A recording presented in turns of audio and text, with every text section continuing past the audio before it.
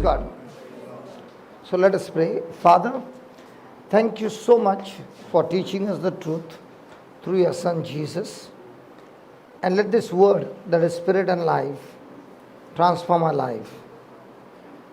Thank you, Lord, for teaching us in the morning how persecution is of a great blessing to us who believe in you. Help us to not only understand this truth, but to practice and teach ourselves so that we learn from these truths your divine understanding. And practicing, we become truly the champions that you want us to be. Thank you, Father, for teaching us through the example of your Son Jesus, that he lived a victorious life, and we too are able to live that life because we received this life from you. Thank you. Help us to understand this teaching. Let all complications, confusions be destroyed, and let this preaching be absolutely accurate and perfect, so that we are able to learn it right. In Jesus' name we pray. Amen. So blessed are they which are persecuted for righteousness' sake, for theirs is the kingdom of heaven.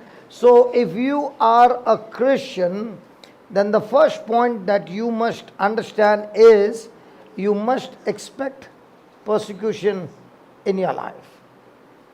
You must expect persecution in your life. So it is not anything surprising when people come to persecute you, because it's a mark of a genuine Christian. Hallelujah. Now, why are we persecuted? For the world is living unrighteousness or self-righteousness, and we are living in God's righteousness. So we are going to be different. And when you show your life different from the world will hate you. The world will love you when you become one like them. But the world will not accept you and will reject you and hate you when you are going to live a different life. Praise God. So the mark of a genuine Christian is he is going to live absolutely different from the world system. Praise God. So the first thing I must understand is I am called to live different. And that's why our whole journey is going to be how quickly am I going to change my thinking to live differently. So the Bible is your GPS, which will all the time give you information in formation. So when you get the information and put it into practice, there will be formation, transformation, conversion. All this will take place through the Word of God. Amen. So the level to which I change my thinking is the level to which my life will get transformed. And the level to which the transformation takes place is the level to which I will be able to produce the fruit of the Spirit. So when the proportion starts increasing in producing the fruit of the Spirit, now my life will be full of God's goodness. Amen. So what is my top priority? My top priority is to produce the fruit of the Spirit. And what is the fruit of the Spirit? Love, joy, peace, faith, patience, humility, kindness, gentleness, self-control. Now all these are the fruit. What is the root? What's the root? My thinking is the root by which I produce the fruit. So if my thinking is carnal, worldly, then surely I will produce the fruit of the world.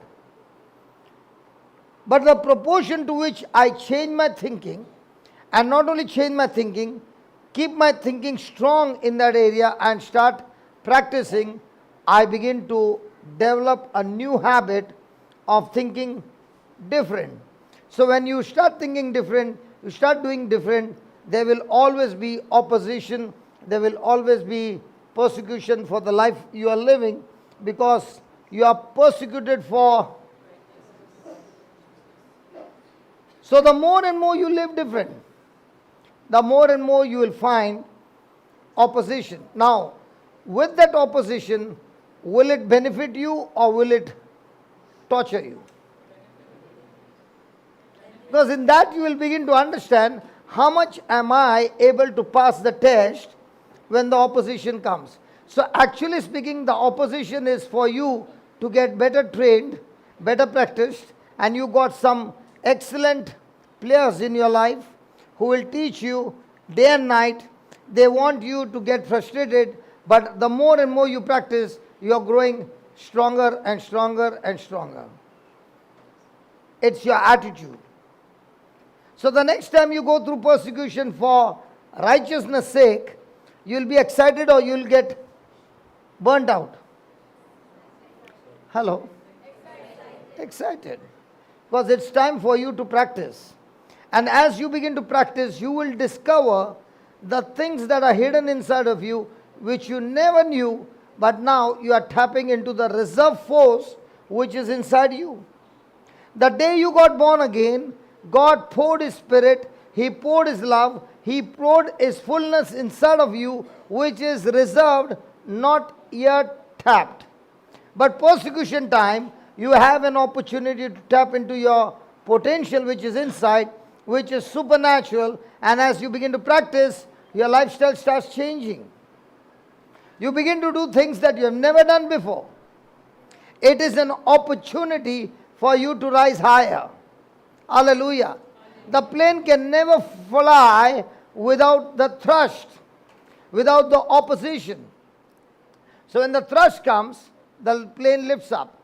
In the same way in our life, when opposition comes and you are firing your engines of love and forgiveness, and your thinking is based on the Word of God, it's time for your flight to take off.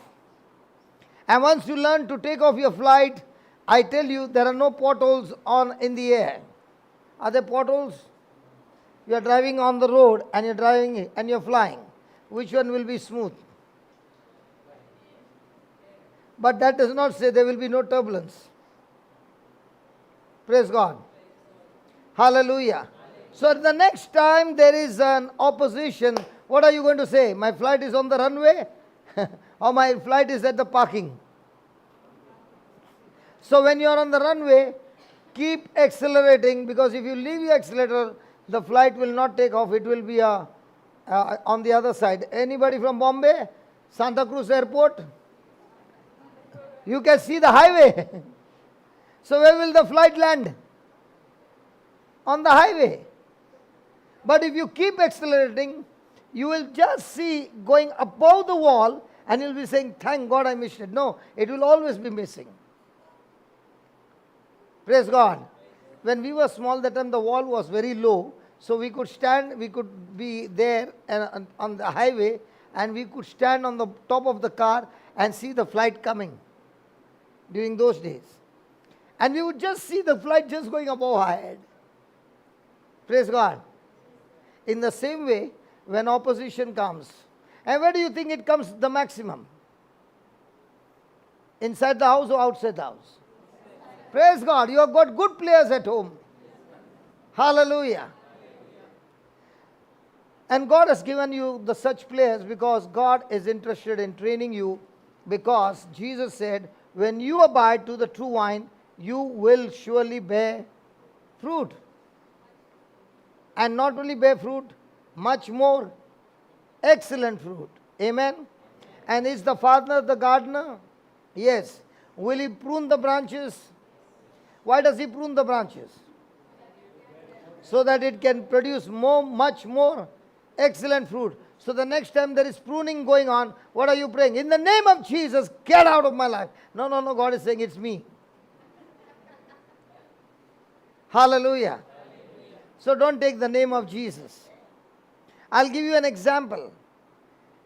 A mother eagle will keep on feeding the eaglet, and the eaglet starts growing. Then comes one day that the mother eagle jumps inside the nest and makes it very uncomfortable in the nest. And the nest is designed in such a way, first there is cushion, and then they keep on pecking, and the cushion is gone, and pointed thorns are pointing inside. Why do they point inside? So that one eaglet gets a jerk, the wings go up. And when the wings go up, this fellow's wings are pushing the other eaglet, and he gets a poke, and this fellow gets a poke. So poking, the whole day. Hello? Now, with this happening the whole day, what is actually happening? The wings are getting stronger. Very good. So are there some people poking you? Yes. Do you poke them or do you flap your wings? And what happens if you don't flap your wings? Then you're flapping your tongue. And if you're flapping your tongue, everything goes wrong. Hallelujah. So all this happens. Then one day, the mother eagle gets inside the nest. And when she gets in, there's so much of poking that the eaglets go out of the nest.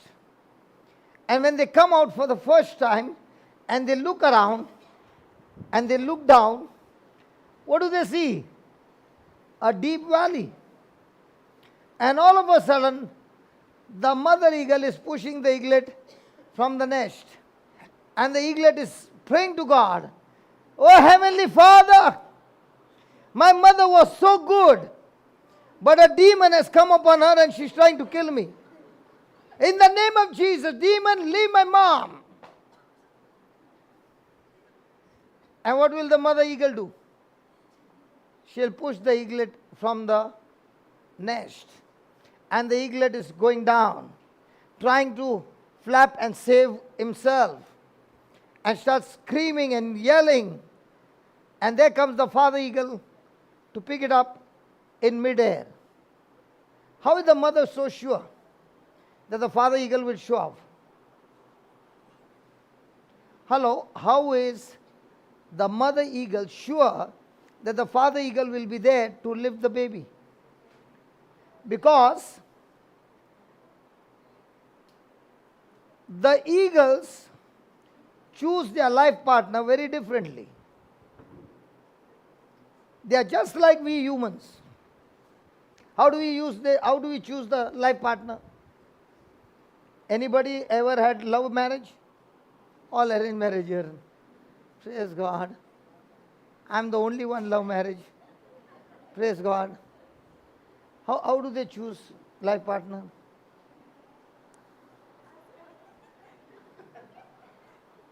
Sorry? Which one? Your sister, which one? How did you have a life partner? Love marriage? Looking at the heart? Or looking at the... Hallelujah. When it comes to eagles, the female eagle will go and pick up a stick, go high up, and all the male eagles are going after her. And she drops the stick, and the stick is going in the air down. And all the male eagles will go after the stick. Out of them, one will get the stick, and he will go and give it to the female eagle. So she becomes a...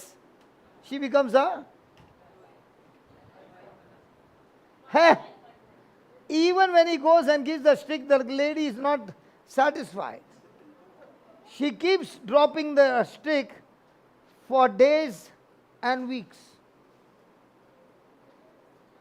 And the male eagle one by one will drop off. The one who stays with her till the end is chosen to be the life partner. Wow, that's how the females choose men. Because before they want to choose, they are not looking at the box, they are looking at the content. And all these wonderful ladies, they got married looking at the box or the content. I know. And if they had to look at the content, their situation wouldn't have been what it is now. Because when they chose the box, along with the box came the content. And some of them already knew the content. And the mama told the girl, that boy is not for you, but mom, love is blind. Have you ever heard that dialogue?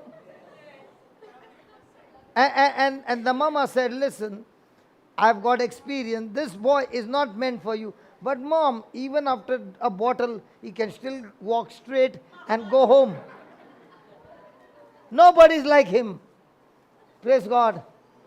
Hallelujah. So the eagle has already taken the test drive.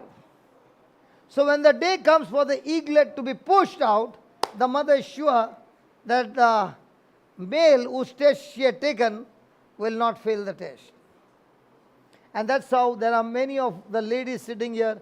They are saying we did all the tests before we gave. And we checked the content in the box. And it was, some of you were looking depressed, man. You didn't check the content? My wife also did not check. That's why she was troubled. Hallelujah. But the eagle doesn't do that. The eagle checks the content. Praise God. And the eagle is the only bird who makes love in the air, not on the ground. It's a very unique bird. And that's why God calls people eagles who have renewed their mind. Not the ones who are born from the mother's womb. Hello. The ones who are born from the mother's womb are not eagles. They are destined to fail. But when you receive Jesus, you receive His Spirit, you receive His righteousness, you receive His anointing, you are no longer, but you are an eagle. Can you ask your neighbor, are my wingspan disturbing you? Hallelujah.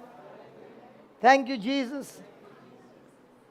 So the father lifts the eaglet and brings back to the nest. And now the eaglet is making a prayer. Heavenly Father, my dad is so good. He came to rescue me, but I don't understand what's happened to mama. Father, please rescue my mama from this demonic problem. And when the prayer is still going on, the mama gives one more push. Why is the mama giving the push? Huh? To train to fly. Why do you think God is pushing you? Because He wants you to be trained to. Which one is better? To sit in the nest and keep saying, me, me, me, me, me. When the mama comes with food, me, me, me. Or the mother pushing you out of the nest. So in a whole day, how many times do you do me, me, me? Hello. It's all about.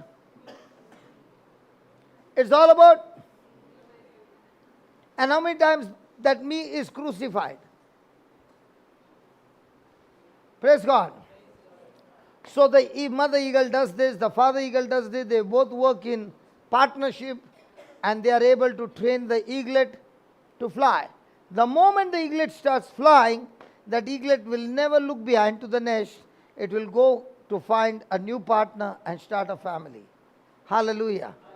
So thank God the eagles in Goa are all assembled, some from Bombay, some from different parts of the world, and they are come here for good training. Amen? And your nest is disturbed. It is disturbed on purpose to push you out of your comfort place and make you uncomfortable so that you learn to fly. Hallelujah. So, why are you getting persecuted?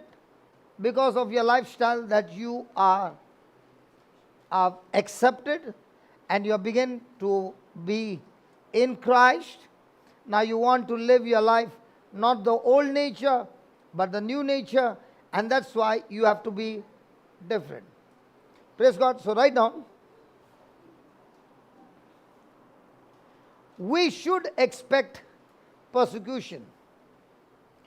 We should expect persecution.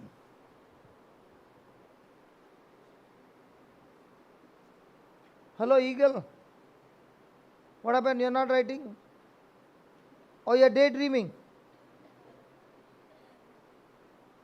She's like this.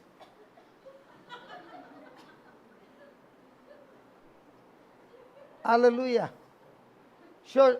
Are you supposed to expect persecution? Yes. Why do you need expectation? Because when you are expecting something, you are already prepared. Praise God.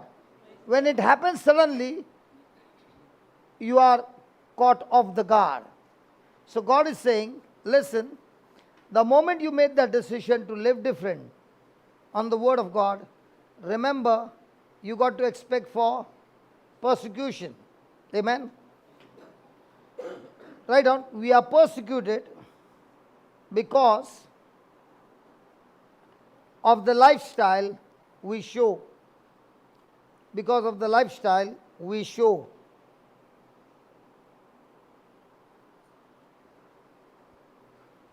We are different. We are different. Please underline that word different. Are you different? Yes. So are you going to be common or uncommon? Hello, are you going to be common or uncommon? Uncommon. So your thinking will be common or uncommon? Uncommon. Your speaking will be common or uncommon? Uncommon. Your actions will be common or uncommon? Uncommon. Your harvest will be common or uncommon? Uncommon. That's it. You become uncommon, and the word of God helps you to become uncommon. The harvest you receive is always going to be uncommon. Praise God. So Matthew 5:10 says, Matthew 5:10 says, we are persecuted for righteousness' sake. We are persecuted for righteousness' sake. And the word righteousness means, to divide,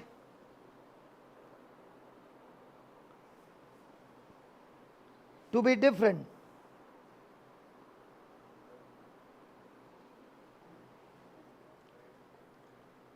To divide. You are dividing between the good and the bad. You are dividing between the right and the wrong. And who helps you to divide? The Word of God. So the world is bombarding us with different ideas, with different knowledge, and they want you to be conformed to the world. But you are saying, even though the majority go there, I'm not in the majority. I've decided to go the narrow gate and not the broad gate. So whether others come with me or not, but I've decided to go with Jesus. Hallelujah. Hallelujah. When there is an election, who wins? The majority wins or the minority wins? And if he's a crook, will he still win? Hello?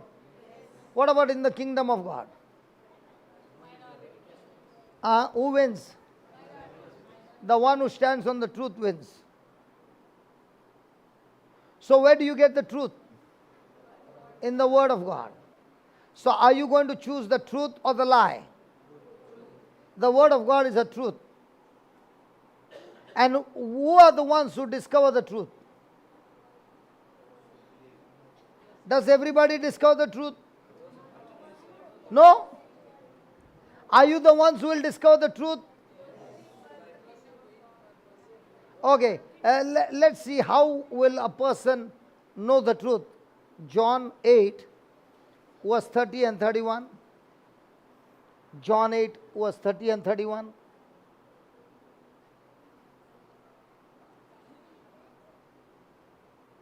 As Jesus spoke these, so what are we hearing the whole day? Whose words? Jesus' words. So as Jesus spoke these words, many what? So if I don't have belief, who will give me the belief? Jesus' words. So when I keep on hearing Jesus' words, the Holy Spirit will enlighten me and change me and help me to believe the words of Jesus. What Jesus is saying, they are always things not found with your physical senses. Whenever you open the Bible and you read anything, it is speaking about unseen things. And all our life, we have been trained in things seen or things unseen. Things seen or unseen. So which one are we champion? As he spoke these words, many believed on him. Now what is believe?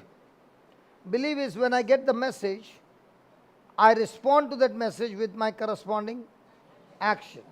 Praise God. So this happened to me 26 years back.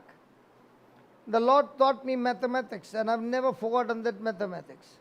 Because when the Lord teaches you, He puts a mark inside of you that the world cannot erase. So the Lord taught me that if you got 10 rupees and you spend 7 rupees on a poor man, you will have 3 rupees. That's what the teacher taught me in school.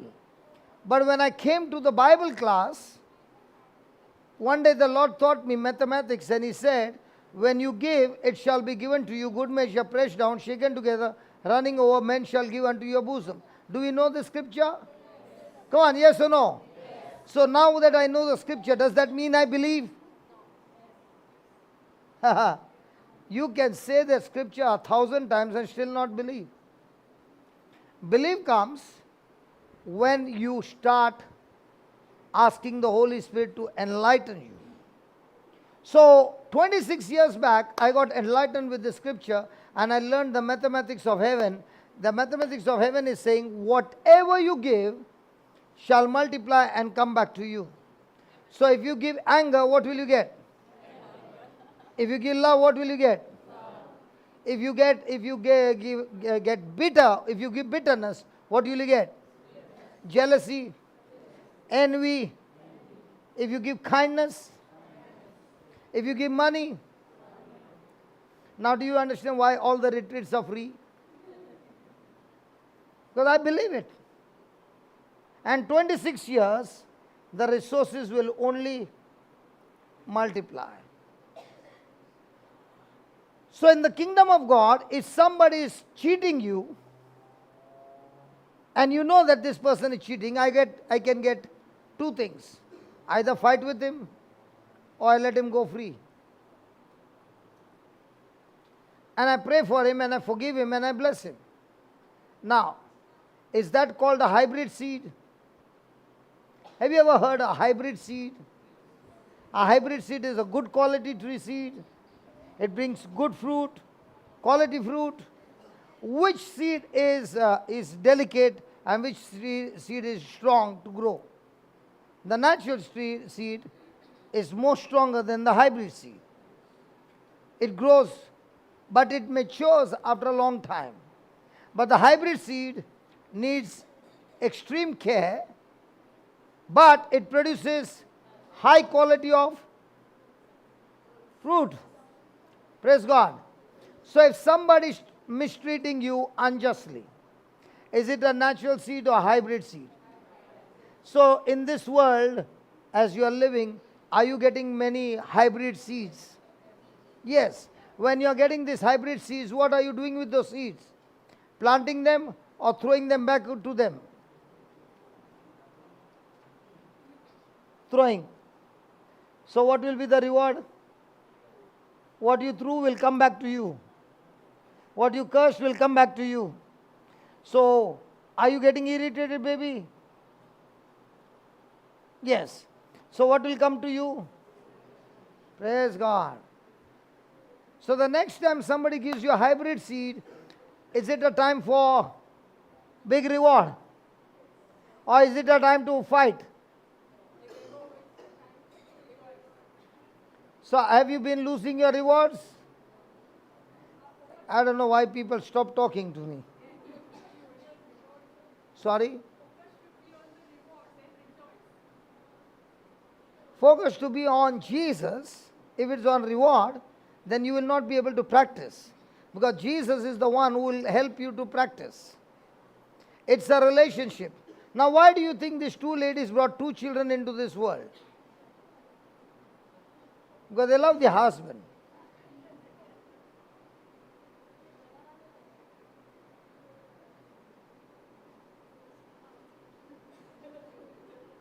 So whatever God gave them the seed, they activated the seed. And from there came the fruit. So we have been given millions of seeds. So what is a seed? Whatever you do for others is a seed. Whatever you use it for yourself is the harvest. So in a day of 24 hours, do you do for others or do you do for yourself? Nobody is talking. For others or for yourself? Very good. Praise God. You have loaded with fruits, man. Hallelujah. You're planting good seeds. Amen. Hallelujah. So when I read that, I said, Lord, I want to practice this. And I started with small things. And I said, it's not about money, it's about everything. So as I began to do that, there came opposition. And when the opposition came, he gave me a scripture in Galatians 6:9.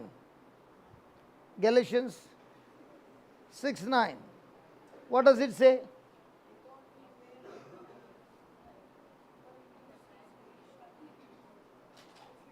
Let us not get tired in doing. Let us not get tired in doing. Let us not get tired in doing. In well-doing or doing good for others. Do you get tired of doing good to others, or do you get tired when others do good to you? Hey, which one are you all the time interested in? Doing good to others or others coming and doing good to you? Huh? Praise God, your oral exams are all excellent, man. Getting full marks, praise God. I should visit your home. Hallelujah. Like in my early days, my wife used to say, if these people come and see you at home, I guarantee you nobody will come for the retreat. And I would not understand. And she would say, that's because you are producing fruit for others, but if the real identity of yours is not what you look outside, it's how are you at home. Hallelujah. So my wife was a good trainer and she was full of wisdom and she began to tell me many things. And at that time I thought she's all the time critic and she's all the time coming against me. But later on I realized that what she was talking was sense. Don't get tired in doing good. Can you touch your neighbor and tell your neighbor, don't get tired in doing good. Tell your neighbor. Tell your neighbor. See, when I was in New Creation Home, there was something special about that place. When people would come, they would first look up towards heaven and then walk inside. I would see that many times. I would see people when they're coming, the first thing they'll look up towards heaven and then they'll come in. Praise God. Are they looking towards heaven or are they looking for the fan? But it looks like.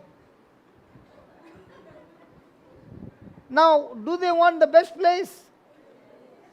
And what is your self saying? Your self is saying, I want the best place or the most uncomfortable place. Hey, come on, talk to me, please.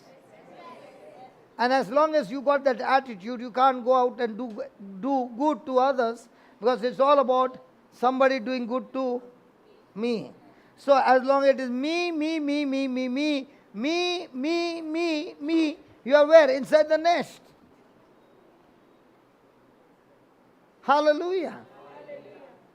Thank you, Jesus. Foreign.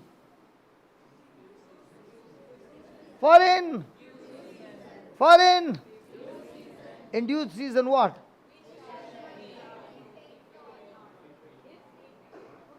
We will surely reap the harvest if we do not faint, if we do not quit, if we do not give up. Praise God. And this scripture gave me an example of my grandma's house in Mangalore. And it is so identical to your house in Goa. Because when I was small, they used to not wash vessels inside. They would wash vessels outside. And in those days, they would not use the soap. They used to use ash. And they would wash. And all the leftover food would go there only, in that washing. And all that would go to a coconut tree. Okay? And on the right hand side, there would be a sloping stone, black in color. And their clothes would go there. And early morning, there would be this lady washing, the neighbor lady washing, and then one. And they would start, tadak, then the other one, tadak. And you would get a beautiful music in the morning. Tak, tuk, tak. And all that soap water would go to that coconut tree. Okay? And the Lord asked me a question. One coconut tree got everyday soap water. Another one got all ushte. Yeah, somebody did not understand. Ushte is the leftover food and the ash. But did you ever see from that coconut tree, when you cut it, there was ash water? Or there was water that when you drank, after that you could make bubbles? Did it happen? Why did not happen? Because the tree said, whatever you give, I accept it. I've got a filter. I can filter it and use that water for a manure. And those trees were the fattest one and the tagda one. Hallelujah. What happens when somebody gives you ash water? Somebody gives you ushte water. Somebody gives you soap water. What do?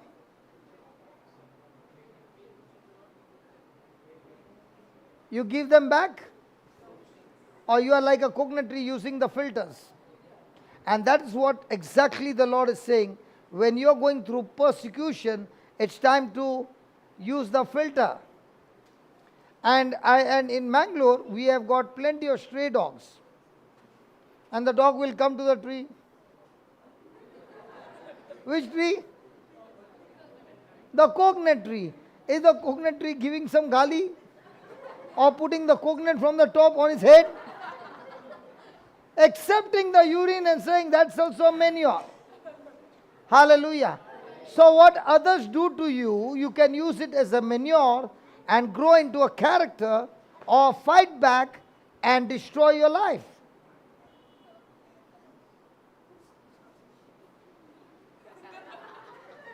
Hallelujah.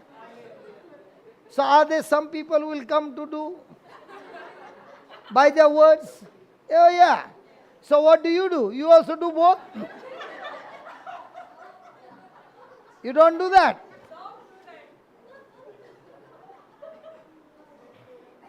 Hallelujah.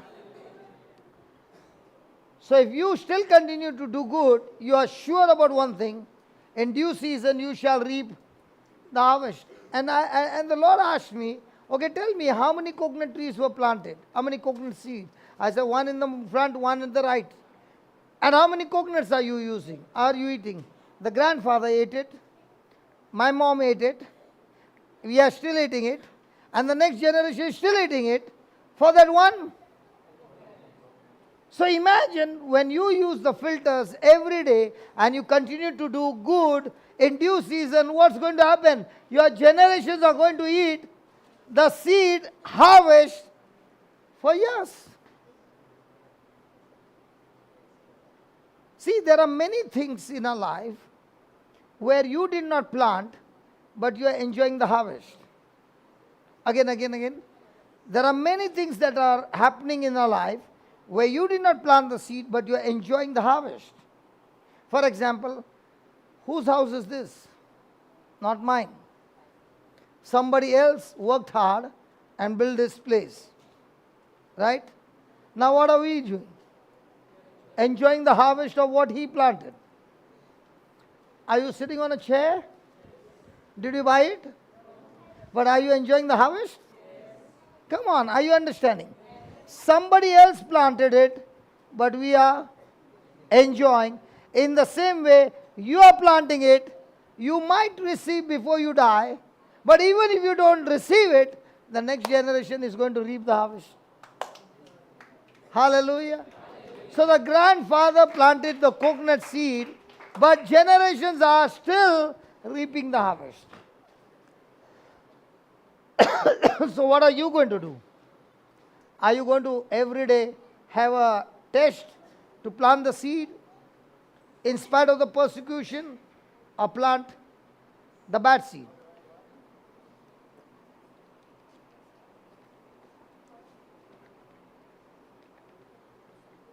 Tell me, my friend, if you can understand this, can your life be miserable?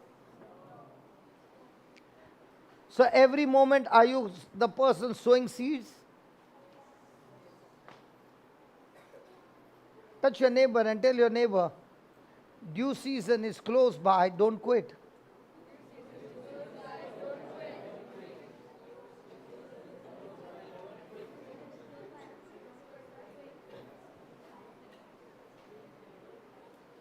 So is it time for depression, or is it time to make the demons go into depression?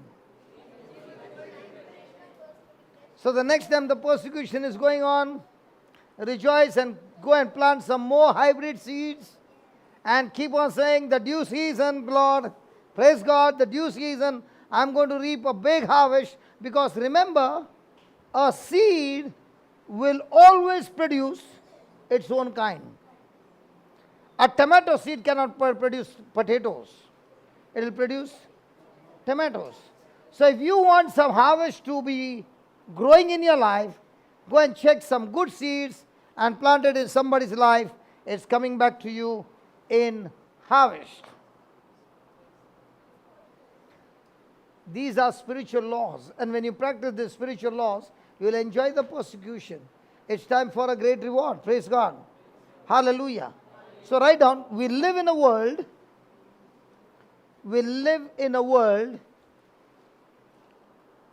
that breeds on conformity,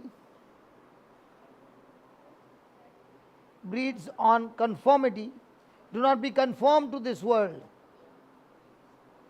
Breeds on conformity and wants you to be included in its system, and wants it to be included and wants you to be included in the system. So the world wants to do what? To put pressure on you so that you are no longer different from the world, but you are included as one of the person of the world. And that's what the world is trying its best to get you into the team. But we who are in Christ, we reject being included in the world and being conformed to the world, but we are every day transforming ourselves by renewing of our mind. Amen? Amen. Touch your neighbor and tell your neighbor, change your thinking. Tell your neighbor, change your thinking. Tell your neighbor, change your thinking. Change your thinking. Change your focus. Stop focusing on yourself and start focusing on God and focusing on others or being a blessing to others. Praise God. Hallelujah. Most of the time we are stretching our neck for what? Somebody come and bless me. If you want somebody to bless you, you go and do the same to somebody else first.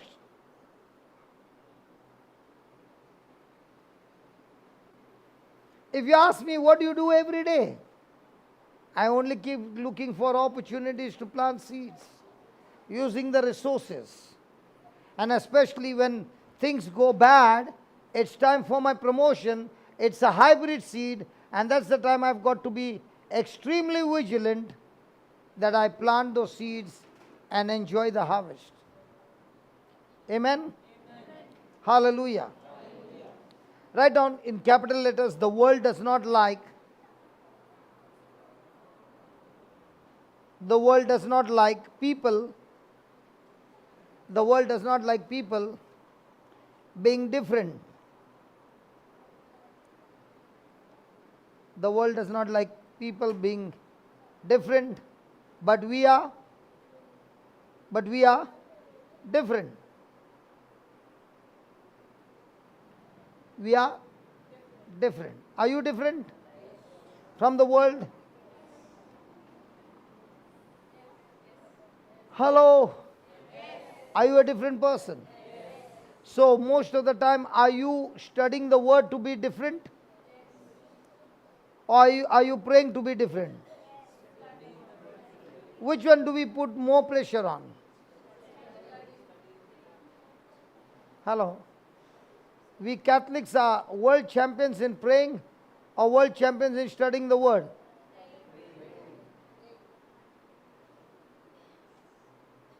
You can be praying the whole day and you don't have the knowledge of the truth. What happens? You will still fail the test. You give me two people, one is only praying and the other one is studying the word. Who do you think will pass the test? And which one do you practice? Really? Praise God. Just put that again. Go back. John 8.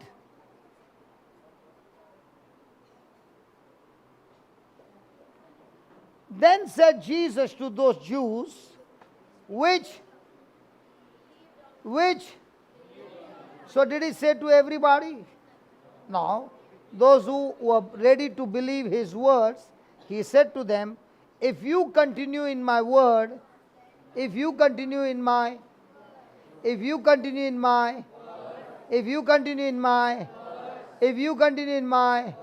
what happens when you come for the retreat? Praise the Lord, hallelujah. Ha baba rakha, sabare khuduri ki bebe, hallelujah, praise God. After 1 week, praise God, hallelujah, thank you Jesus.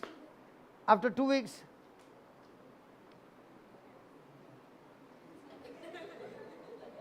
why did you go back? Because you failed to. That's why the word if. There's a condition. If you continue in my, then you are my. What's the meaning of the word disciple? What's the meaning of the word disciple? Disciple. Woo! Wow. Have you seen that? Now what do they do? What do they do? Huh? They practice and practice and practice and practice and practice to discipline their thinking to one thing that they want to learn and master it. They want to imitate their teacher and grow in that area, and to grow, they learn to discipline themselves. So are they going to put hours and hours of labor to do that? Hello? And when they spend their time in one thing, they are now growing to be effective in that one thing, and now they are disciples. So a disciple can be a disciple in good things and bad things as well. Hallelujah. So when will you be a disciple? When you continue in His. So when you are a disciple, you look exactly like your teacher. So is it going to take years of training? Yeah. Is it going to take practice? Yeah. Is it going to be sacrificing? Yeah. Is it going to be dying to your flesh? Yeah. Is it going to be renewing your mind? Yeah. And all that is going to train you to discipline yourself. You are not going to allow yourself to rule over you, but you are going to rule over yourself and bring yourself under control. Then,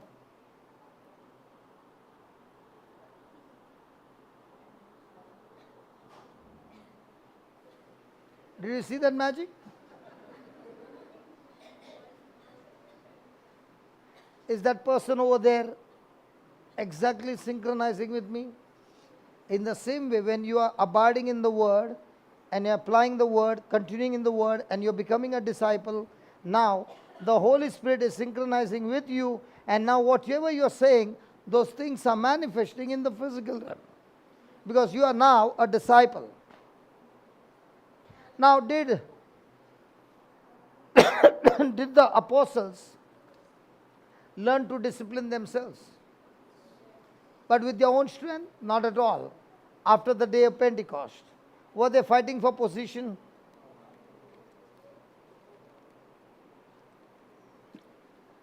Power? After receiving the power, did they get into the field and practice in the field, or did they go home? Huh? So did they go out? Did they reach out? What about the salt of the earth? We are the salt of the earth. Come on. Do we pray, Holy Spirit, come with your fire? And then the Holy Spirit comes with your fire, and then you start shaking. And after the shaking, where do you go? You go home. And then you come next week. And again you sing the same hymn. Holy Spirit, come with your fire. And again you shake, again you fall down, and then you go back over home. You are the salt, good for nothing. Lost its flavor.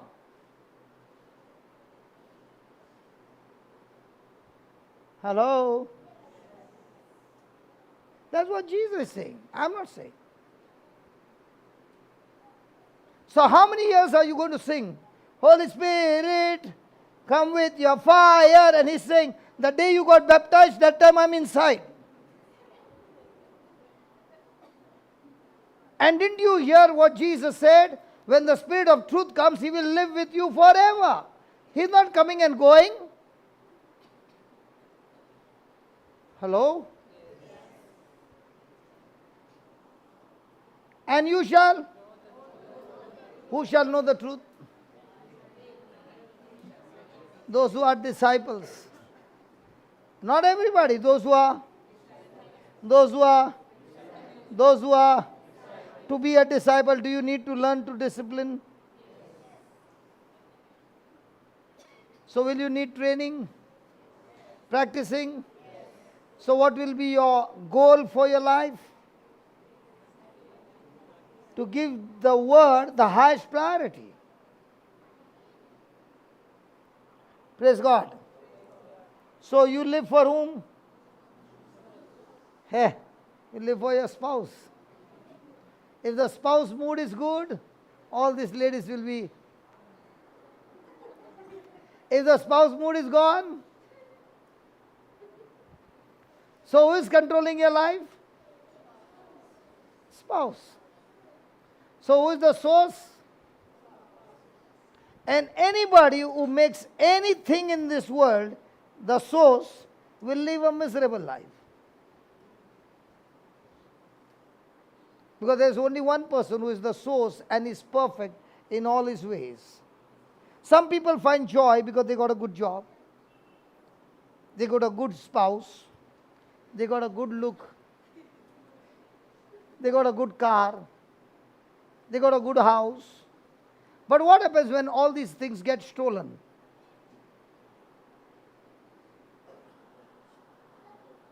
If all of these things get stolen, what happens to them?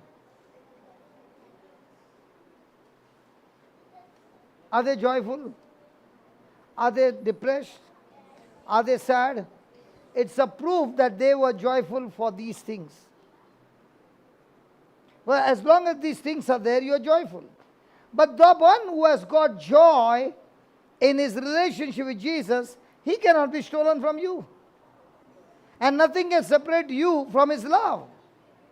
So will you be joyful even if things have gone all crazy around you? Yeah. Because the day you make Jesus the source, it does not matter what's happening around. Because the joy is I've set my thermostat on Jesus, and all that I'm experiencing is just a thermometer setting. So if I can put the AC on and set the desire of the temperature and keep it on, praise God, the thermostat has the power to bring it to that temperature. In the same way, when you make God your source, that source has the power to change everything in your life. Because when Jesus is not your source, then your emotions are going like the ECG graph. In the morning, the husband can say to the wife, "You are so beautiful. Come on, give me a nice hug. I love you, darling." Afternoon, At night, get out of this house. Possible? Possible. Come on. And you want to make such people your source? Every day will be a nuisance. But if you make the perfect person your source, he will perfect you in all your ways. Hallelujah. Hallelujah. Okay, let me give a testimony of a lady who was a missionary. It's a true story, okay? And this lady went on a mission, and she came that evening a little late, and the husband would not open the door. And it was winter, and remember, abroad when it is winter and they stay the night outside in the car, they can be frozen to death. So the husband would not open the door, and she prayed to the Lord, and she said, "What do I do?" So the Lord said, "The door is open of the garage." This is about 150 years back. So she found the door is open, so she spent the night in the garage, and early morning she rang the bell, and the husband is ready for a fight. And when he opens the door, she jumps into his arms, gives him a good hug, gives him a good kiss, and says, "I'm so late to prepare your breakfast. Let me go and prepare the breakfast." And she starts preparing the breakfast. What happens to the husband? He's getting ready for a fight, but he finds that she's not offended, she's not miserable, she's having the joy. And he says, "How come you can be like this?" So she says, "He told me to love you the way you are because he loves me the way I am." So he said, "Who is that he?" His name is Jesus. The husband on that morning asked the wife, "Can you introduce me to him?" And gave his heart to him. And the same man started studying the Bible, and he raised 24 people from the dead. And that man is Smith Wigglesworth. Now, did he think that last night in his anger he kept the wife out the whole night? And did the wife think that in the morning this man is going to give his life to Jesus? But how did it happen? "If you continue in my word, you shall know the..." So was she living on what he did, or was she living on what Jesus did? Which one are you living on? Come on. And we got this every day to practice. And just because you are a preacher does not mean that you pass the test because you are a preacher. Your ID means nothing. In the kingdom of God, the ID means nothing. Thank God Jesus did not say, you will know the tree by the title. You will know the tree by the leaves. He said, you will know the tree by the fruit. One day I was driving in Bangalore and I saw a rickshaw in front of me. And behind the rickshaw was written Volvo. I nearly fainted. What was written? Just because you put a stamp over there, does that mean that rickshaw is Volvo company? And the Lord said, how many of us are putting a stamp called Christian? Have you ever seen sometimes there is a fight on the street, okay, and there's a fight and you're just passing by and there's exchange of bad words, and then you look at the car with the rosary hanging and pictures hanging, and you begin to wonder, is this person's car or is it a stolen car? Hello? If there are all stickers, Jesus loves you, and all those stickers on the car, and when the driver comes out, might be a driver or the owner. If he's the owner, he will not do those things. Might be a stolen car. I know this doesn't happen in Bangalore, but you come to my state, Karnataka, Bangalore, you will come to know. Because we speak 4 languages there. You speak only one, man, Konkani. Come to my state. Hallelujah. Thank you, Jesus. So, write down, the world does not like people being different but we are different. We are the children of light. We are the children of light. And they are children of darkness. Why are you 3 not writing? What do you do when the children don't write, Aliston, in your school? The teacher makes the students stand on the chair or the bench? Yeah? Okay, next time I find them, I'll make them stand on the chair.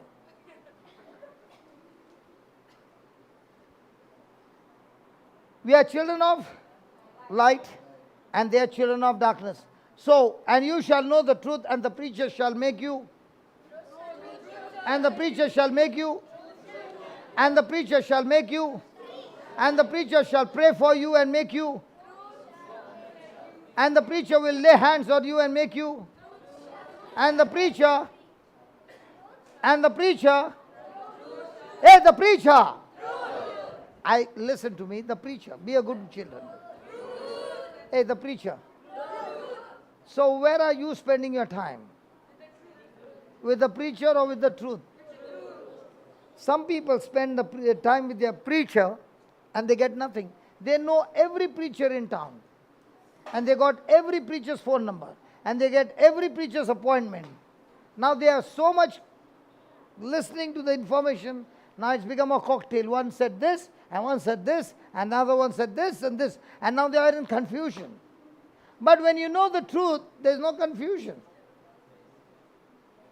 And just knowing the truth will not set you free. Apply the truth and that will make you free. So are you the children of light? Praise God. How did you become the children of light? You sat in the light. Praise God. Huh?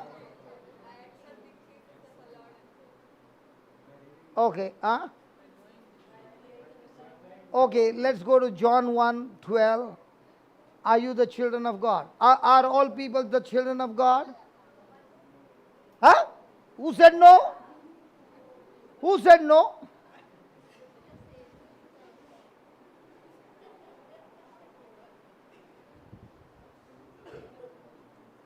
Let's ask Jesus. Are all people children of God? But as many, John 1:12, but as many as received Jesus as their Lord God and Savior, to them gave he power to become,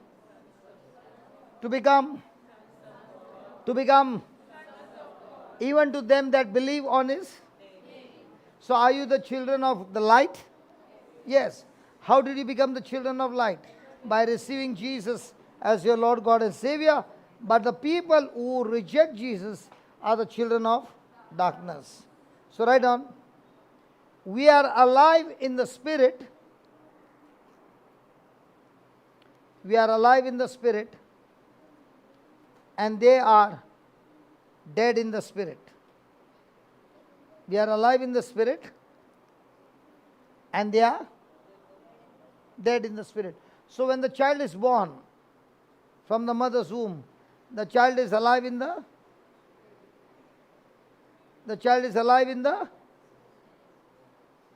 alive or dead in the Spirit? Every child born from the mother's womb is dead in the Spirit, and that's why the child is in the kingdom of darkness. But when the child is baptized, and very important, the child comes to knowledge of the truth, begins to understand the gospel, and makes a decision to receive Jesus as his Lord, God, and Savior, in a fraction of a second, the child becomes a new creation. What's a new creation? The dead spirit is now recreated and restored, and that spirit is the new creation man, the new man. And because now the spirit is new, created by God, that spirit man is able to get connected to God. Hallelujah. So there are two roadways. One is the express one, and one is the country dusty road. So when we are born with a country dusty road, and we are 100% designed to fail and no success in your life. But the moment you got born again, the new spirit has given you express road of heaven, or given you a connection with God. And the person is now connected to God, not with sense knowledge, but with faith knowledge. Hallelujah. And that's why it is so very important for us to get born again, so that our spirit is connected to the Spirit of God. And now the person is hungry for more and more of the Word of God. Do you remember there was a time, I don't know whether it happened to you, but it happened to me, that when we had the family prayer, I would be yawning.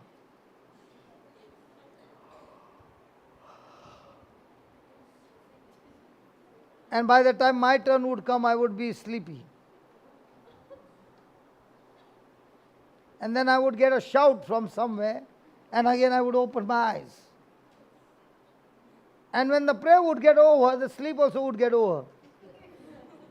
Has anybody ever experienced that? So many like me? Wow! And there was no desire for praying.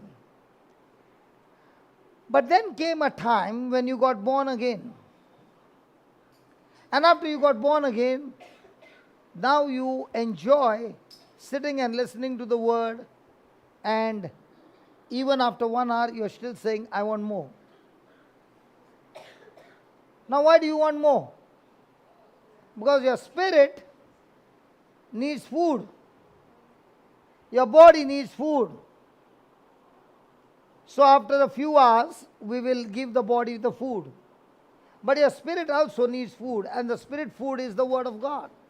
So when I eat the natural food, my whole system will digest the food and convert it into energy or calories. In the same way, my spirit also, when it receives the Word of God and the preaching of the Word, my spirit will convert it into an energy called faith. So do you eat spiritual food to produce the energy or the power called faith? Or you are going to a preacher and saying, preacher, can you lay hands on me that I increase in faith? Praise God. But I've never seen a person saying to a preacher, I will not eat food, you eat on my behalf and lay your hand on me and my stomach will increase in calories. Have you done that? Hello? When will you get calories? When you eat food. Amen? So, write down. We live by faith. We live by faith, and they live by sight.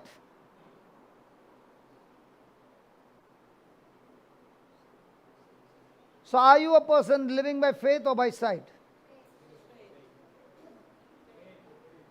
So what do you mean by faith?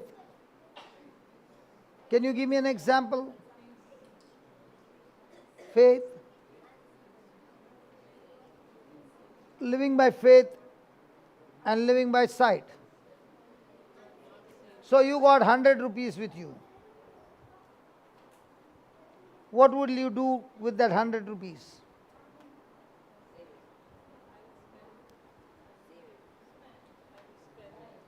You will spend. Spend on what?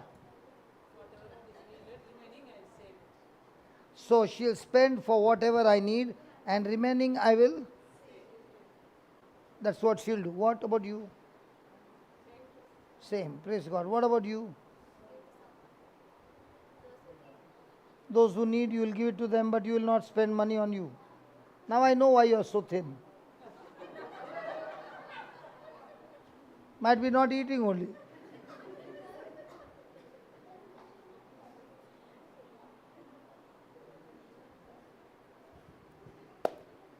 What do we do with that 100 rupees that we have? Give me an honest answer. What would you do with that 100 rupees that you have?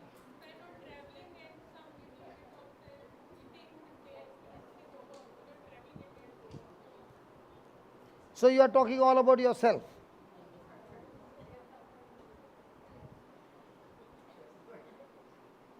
Yeah, what's happening behind? I told you I'll make you stand. Everybody became silent, man. Those were my days when the teacher would say, what is happening? Now it's my turn. Hallelujah. Now you ask a question to yourself. You got 100 rupees. What will you do with your 100 rupees? See, there are two choices. I can use that 100 rupees for myself. It became my harvest. But I can use that 100 rupees to bless others. It became my seed.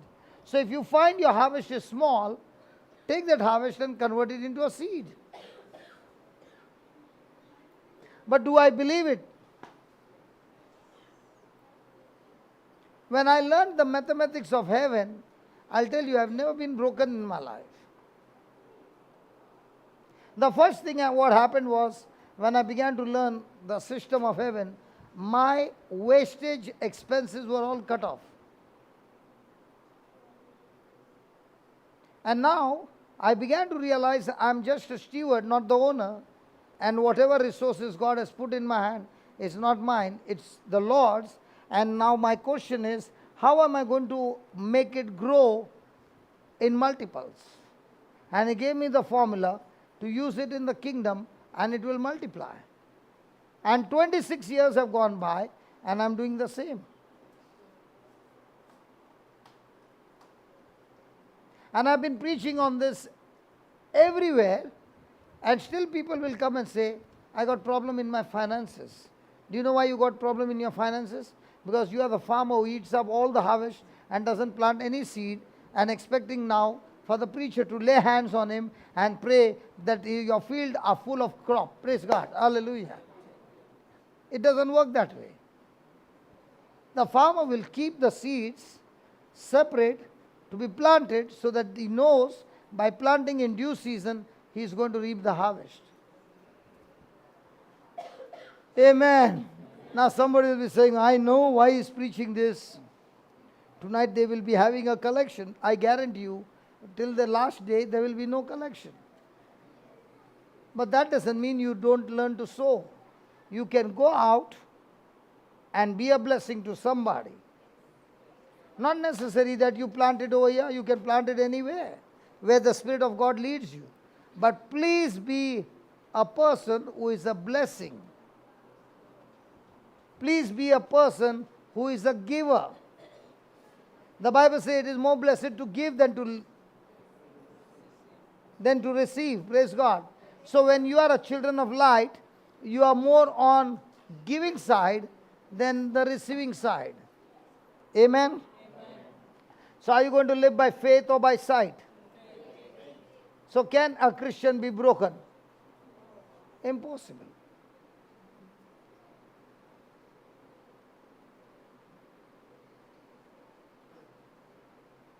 Praise God. When I sometimes sit and I look at the mathematics, there are about 23 people on salary. And some of them even draw a salary up to 50,000 a month. Now, my question to you is, if 23 people are on salary, what should be my state? And their salaries get paid on the first or second of the month, 100% guaranteed. And there are so many expenses. If I look at my flight ticket expenses, if I look at the retreat expenses, I should be in depression. But when I'm believing in what God said, I live by faith and not by sight. So I don't believe the mathematics of this world. I believe the mathematics of heaven. And the mathematics of heaven will never fail. Because in due season you will surely reap the harvest. Hallelujah. Write down. We understand them. We understand them, and they don't understand us.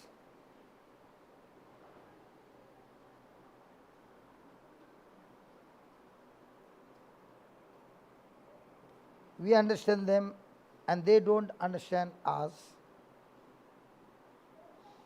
We are the salt. We are the salt, and the salt flavors.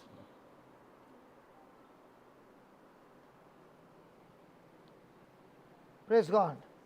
Is the salt giving taste to the food? Hello? Has anybody ever used salt and put it on an earthworm? You know earthworm? Has anybody ever used salt on an earthworm? What happens? It dies, or it dies a miserable death? Does the salt even cuts his body? Does the salt melts his body? Now in the same way, when the demons come to attack you and you are the salt, you must identify yourself like you the salt and the demons like the earthworm. So now, are you going to be scared of the demons, or being the salt of the earth, the demons are going to be scared of you?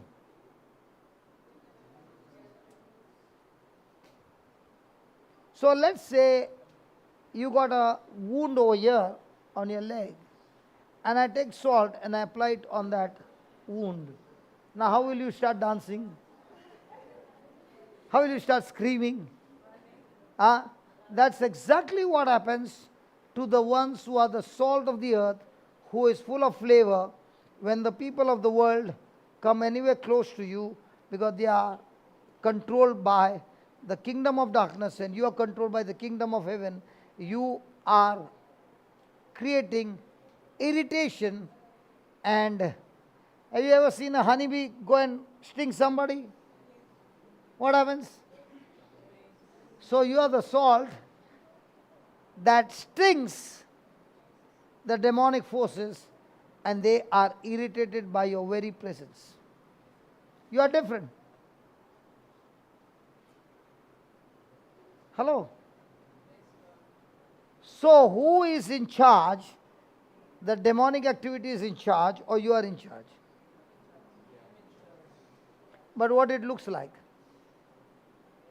Was Jesus in charge, or the afflictions were in charge. Hello? So in your life, who is in charge? But actually speaking, in our everyday life, when the trials come or the tests come, who is in charge?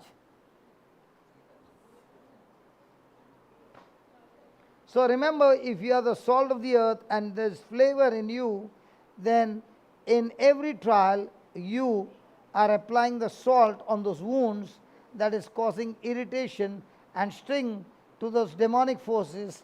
They scream out and leave those people that they are afflicting. Think about it. So write down. We are the light. And the Bible says,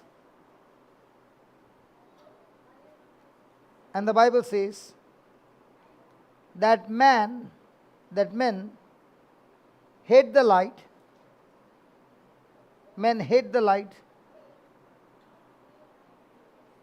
Why do men hate the light?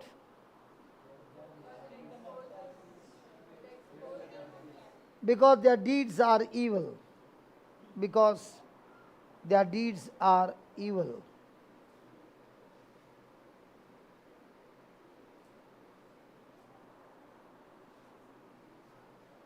So if you are a person who is living by the word and yourself is nailed on the cross, and now you are a spirit man, a child of God, will people who are not the doers of the word love you? Hello? So the spirit man can get connected to another person also who is a spirit man. But a spirit man can never get connected to a person in the flesh, because they both are from the two different kingdoms. So when persecution comes, does it come from a spirit man or the flesh man? So that person can have good titles. But does the title matter anything? In the kingdom of God, I am Mr. So and so. Okay. But how do I know whether you are a Christian? I'll know you are a Christian by the fruit. And what is the fruit that Jesus said? They shall know you are my disciples by your love. And love is the power where a person is not living a selfish life, but a self-nailed on the cross life. So the person who wants to operate in love, the biggest enemy is not Satan, the biggest enemy is... Do you want to see your enemy? Hello? Do you want to see the greatest enemy of your life? Do one thing. When you get up in the morning, stand before the mirror.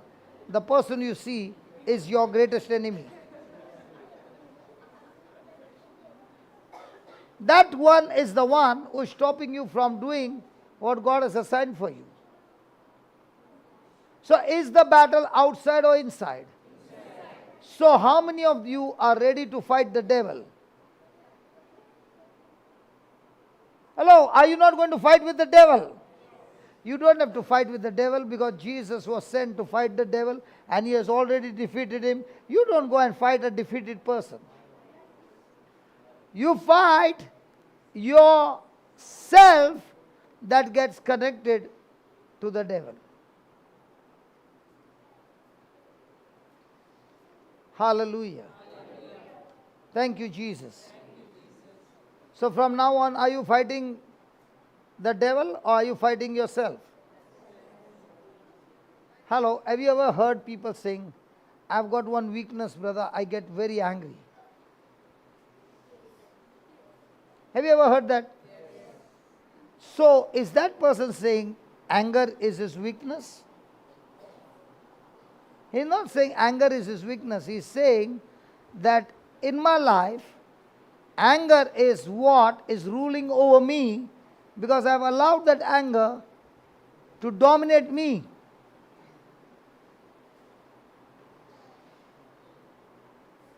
So in other words, he's saying, I am carnal when it comes to anger, but I am spiritual when it comes to other things. So what is his battle? His battle is to fight that anger by focusing on Jesus. So the more and more that person is meditating and renewing his mind on the promises of God, he is now walking into victory. So the next time you say, I'm weak in this area, you're not saying you're weak in this area, you're saying, I'm strong in myself in this area, and that self needs to be submissive, and that self needs to be nailed on the cross and crucified, and the Word of God needs to dominate me. Now you'll find that you're no longer weak in that area. You're actually strong in that area. Hallelujah. Hallelujah. Is that clear? Open to John 3:19.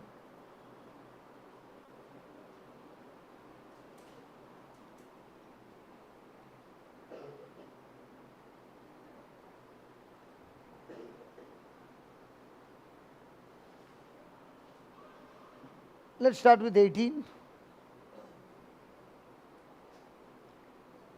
He that believeth on him is not condemned, is not judged. But he that believeth not is condemned already, is judged, because he has not believed in the name of the only begotten Son of God. And this is the condemnation. What? The light is come into the world, and men love darkness rather than light, because their deeds were.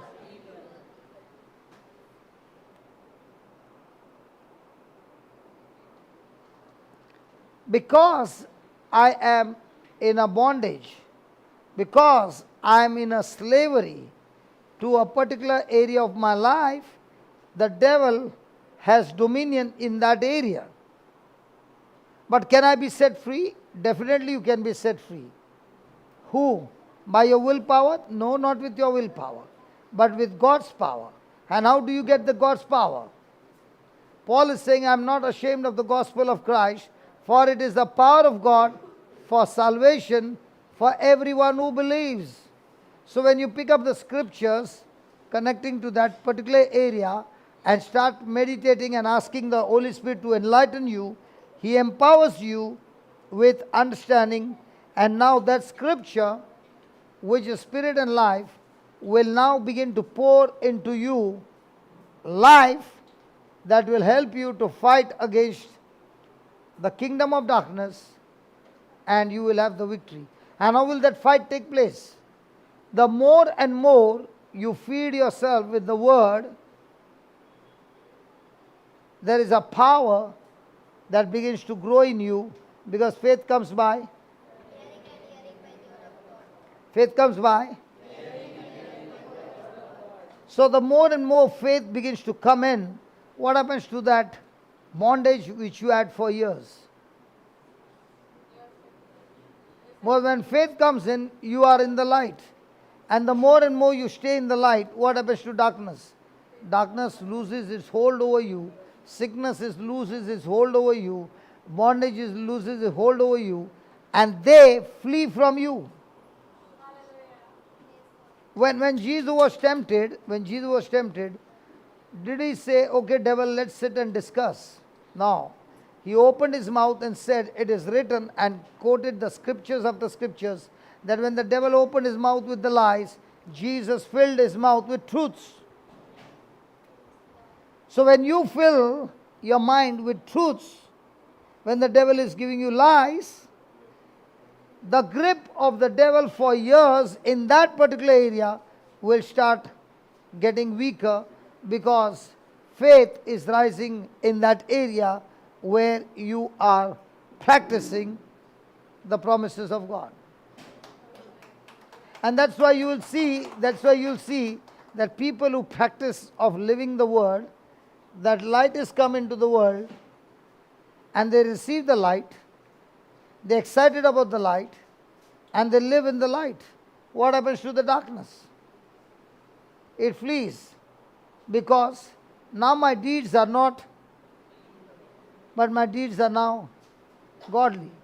Why are my deeds godly now? Because when the Lord gave me a new creation, nature, He recreated me for every good work. I'm not doing good work because I want to do good work. I'm doing good work because He changed my nature from selfishness to righteousness. Are you understanding? And when you begin to understand that, you begin to love a new life. Example. You got 100 rupees with you, and you went to a restaurant and you are really hungry. Now I am the waiter and I am asking you, what will you have? What order will you give? Beyond 100 rupees or under 100? Why not beyond? Because you know how much you have. And because you know how much you have, you will place an order only how much you have. But now when you come to the Word of God, now you begin to realize that Jesus has given you His inheritance of heaven. Now you don't have 100, you have unlimited source, inheritance with you. Let's take an example. You have got 100 and I met you and I said, hey, last week was your birthday, isn't it? And you say, yeah, I did not get a chance to meet you, but I want to gift you a 5,000 rupees. And I gave you 5,000. Now your menu card will change? Why will it change? But what if I say, I will come and meet you tomorrow and I'll give you 5,000 tomorrow? Will the menu card change? So the menu card will change only when you understand what you have with you. So when you understand that the light has come into your heart, and that light is the power of God that has expelled all darkness out of you, and now by faith you walk with that light, believing, and now you experience the supernatural life of God. Amen? Amen. So in the midst of persecution, is it an opportunity for you to practice? I was sharing with somebody and I said, when the Lord touched me, okay, whatever I learned, I would go and listen to the word which was being preached. And when I learned that preaching, I would come back. I would travel about 45 kilometers to listen to a sermon, come back, and before I go home, I've already preached to 4 or 5 people what I heard. So when I'm preaching to them what I heard, I'm receiving more and more understanding and revelation in my own life. And I found that the Word of God is a two-edged sword. It goes into the person and it also goes into my heart. So that the same word that cuts the person's heart is also cutting my heart. And in this way, I began to grow. Hallelujah. So with the little that I got, when I began to give, it began to multiply, and it's still multiplying. Hallelujah. And in Bombay, I started with 1 student Bible class, and in the next 6 months, I had about 400 students. And at that time, I did not know much of the Bible. But what I learned and practiced, I would share with people how this word had changed my life. And our Bible class was like, we would start at 5 o'clock and wind up at 12 o'clock. Every Monday. Anybody can come in anytime and anybody can go out anytime. No need of asking. Praise God. And people would come from their work even at 9:30 from the train, and they would come on a Monday because they knew that class would get over at 12 o'clock. And they would be there for half an hour or 1 hour before going home. In those days, we did not have internet.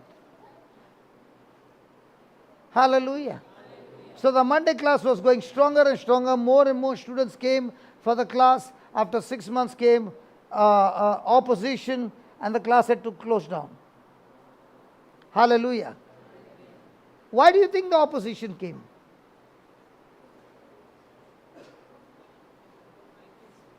Because God doesn't want me to have in one class. He wants me to go to the another class.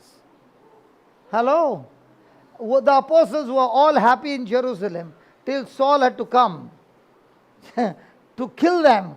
And everybody ran for their life. But when they ran with the gospel and began to share the seeds and throwing the seeds everywhere and telling them about Jesus, and the gospel began to spread. So persecution is going to help you to spread. God doesn't want you to warm the benches. Some of them have been warming the benches, and some of them are saying, don't you know this is my place for the last 20 years? You can check it, it's matching. I've been sitting on the same bench for 20 years. What did you do in 20 years? Salt of the earth? Nothing.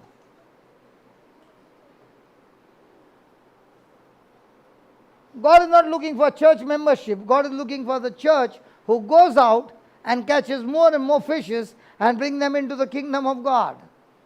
Touch your neighbor and tell your neighbor, he's talking about me. I'm the one who's going out. What about you? I'm the one who's going out. What about you?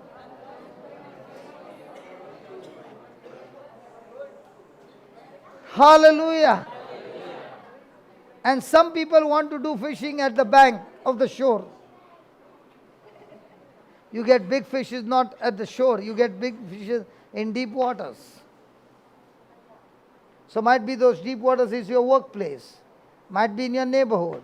Might be in the marketplace. And the good news is, you can stand anywhere and preach the gospel. It works the same. You don't need to be in the chapel. You don't need to be in the church. Hello? And Jesus is an example. Some days he taught on the mountain, some day by the river, some day by the sea. But whatever he taught, the gospel, the Spirit of God was there to complete and confirm the message with accompanying signs and wonders. So it's not the location, and true worshippers will not worship in Jerusalem or in Samaria, because they will worship now, not on location, but in the Spirit and in truth. Hallelujah. So write down. Is it helping you now? Yes. So the next time the persecution comes, are you going to be dancing? Yes. So is it going to be shameful, or is it going to be extremely joyful? See, shame is of two kinds. Shame is of two kinds. One is, I'm shameful for what I did wrong. It's the correct shame. Because that shame will help me to repent and change my life. But when I'm doing something that is bringing honor to God and to the kingdom of God, and I'm put to shame, it's time for dancing. Because please understand, my Savior died on the cross naked. He did not have anything to cover up. He was transparent, and he showed himself a Savior without any cover up. Hallelujah. If my Savior never covered up, why should I cover up? Hey! Hallelujah. Hallelujah. Thank you, Jesus. So next time you are put to shame, don't look out for cover, but come out in the open and say, that's my Lord. And I live for that Lord. And I will bring honor to that Lord. Praise God. I am not the salt to be packed and be trampled underfoot, but I am the salt that brings flavor wherever I go. I am not a good for nothing preacher. I am not a good for nothing Christian. I am a Christian. When I open my mouth, the flavor of God shows up and people's lives are changed.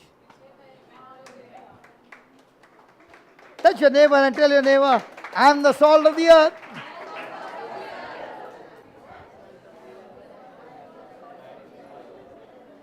I am the salt of the earth. And the flavor is not yet lost, and it will not lose. I am not a good for nothing Christian.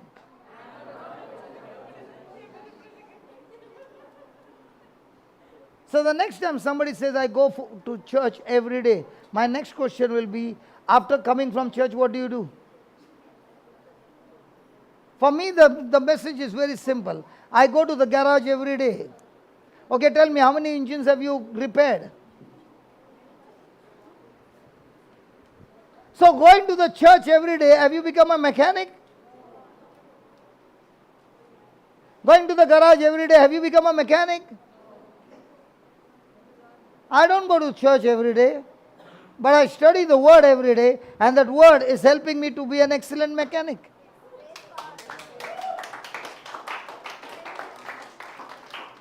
Hallelujah.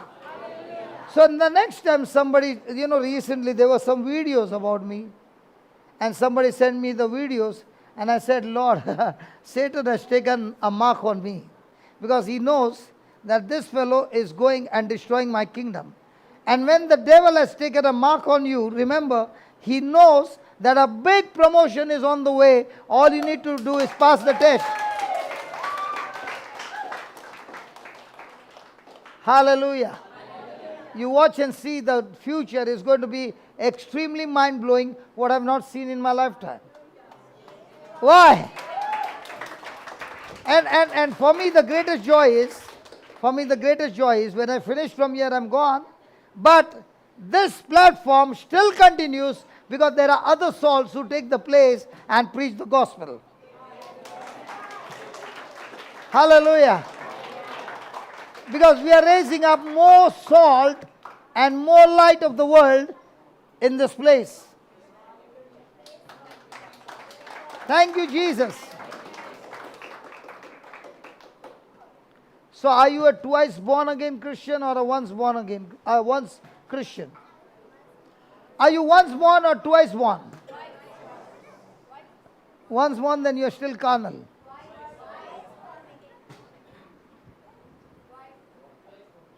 Praise God. So write down, we are twice born people in the world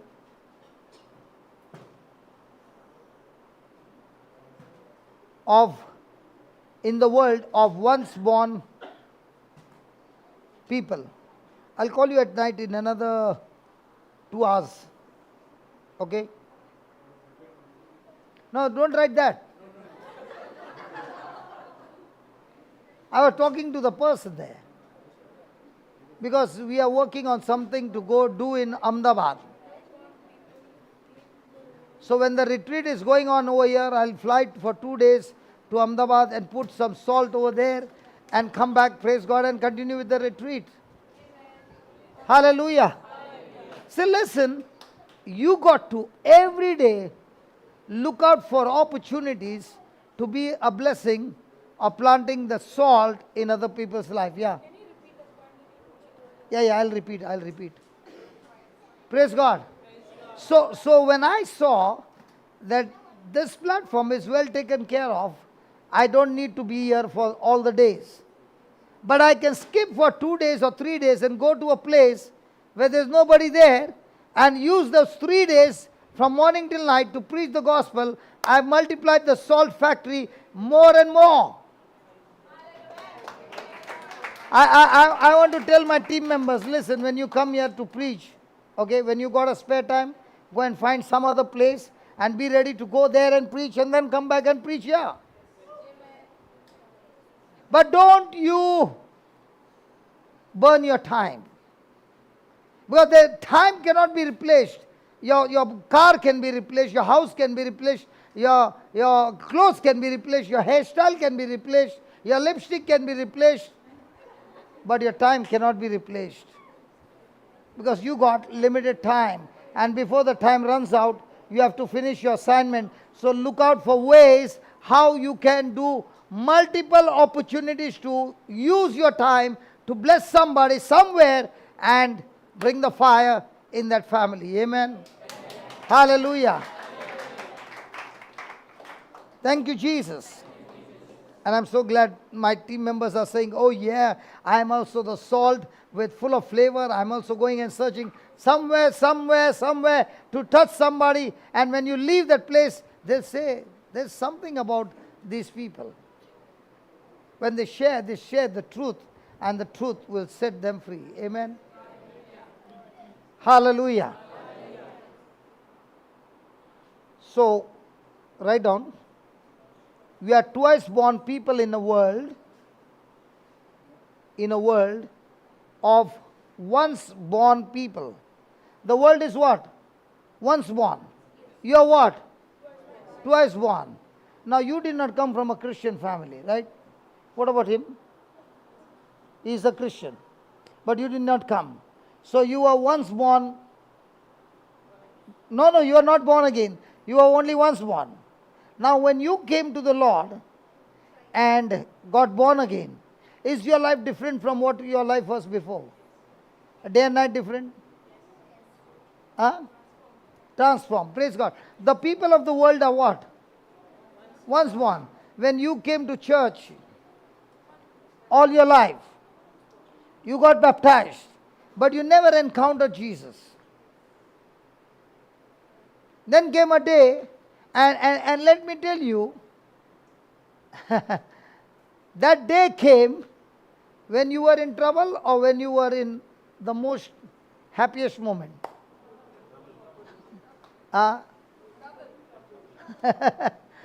So what the devil meant for evil, he did not know that the good shepherd has never given up on you. And when everything looked to be closed, like the prodigal son, it looked like his life has come to an end, and God shows up, and the devil gave his best shot, and now the boy is in the pig's den, eating the food of the pigs, and suddenly he realizes and he comes to his senses. Hallelujah. Thank you, Jesus. And the moment he came to his senses, he did not waste his time, neither did he go to his owner and said, I want a vacation. He did not take anybody's permission. He just got up and started marching back to his father's house. Hallelujah. So the next time you see somebody in trouble, don't make a wrong prayer. God, get him out of the trouble. No. God, get him more deeper into the trouble so that he comes to his senses. And when he comes to his senses, get him to be in fellowship with the Father. Because when he comes to the Father, everything is going to be restored, because he's not going to sweat to get it. He's going to get his inheritance. Most of the time we make a wrong prayer. And what's the prayer? God, get him out. Heal him, Lord. Heal him. Heal him, Lord. Heal him. Okay, God healed him. What does he do with his body? Go and mess it up again. Don't make that prayer. God, don't heal him. Get him anyhow. If you want, take him more deeper. But let his senses be open. Hallelujah. People like me, we don't open our eyes until we go right deep. That now we are sinking in the water, and we have here still not opened my mouth. Here, no. When it's gone, here, God, help me out. And there also God doesn't give up. He shows his hand and pulls you out. Amen. Hallelujah. I thank God he never gave up on me. Did you get that? Okay. What we have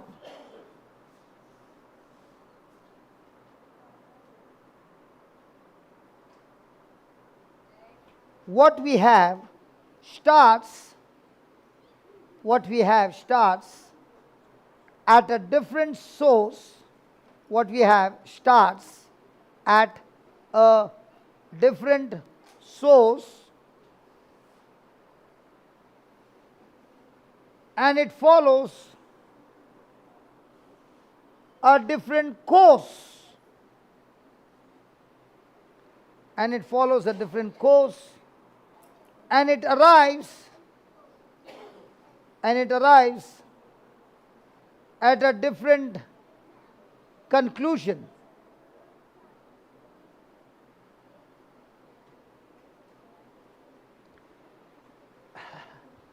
So when you are born again, okay, and you are a child of God, the first thing that happens is your source gets changed. Your source is now one person in this world. His name is Jesus. Nobody else takes that position. He is your source. He is your root. And you are living for him. You are living in him. You are living in intimacy with you. So the first thing happens when the source is changed, your course is changed.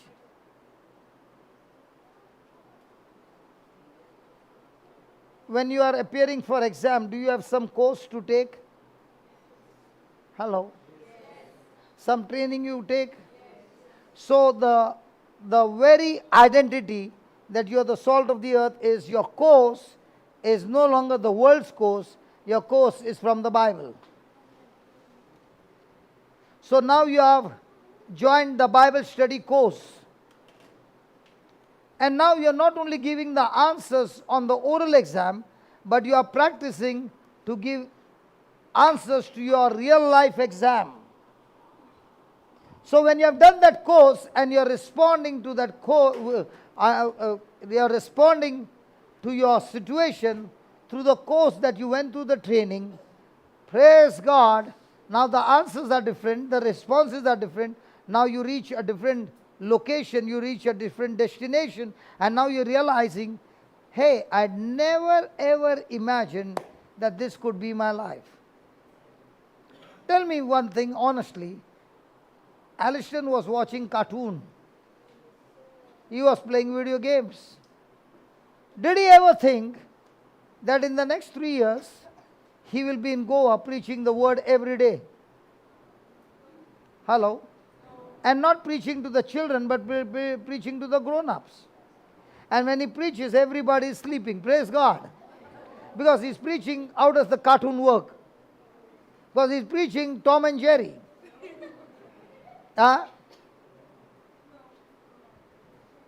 Did he even think that that would change the course of his life? Did he think that that would change the destination?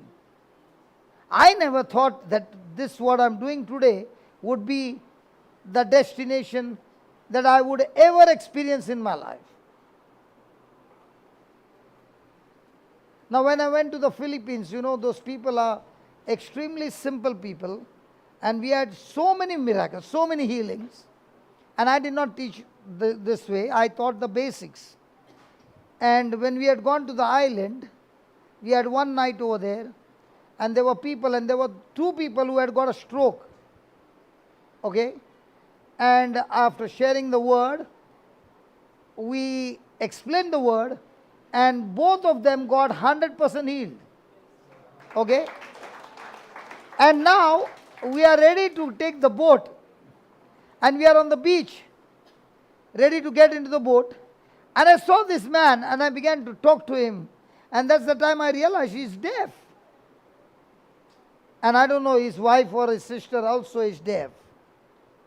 And they both don't talk, they're deaf and dumb.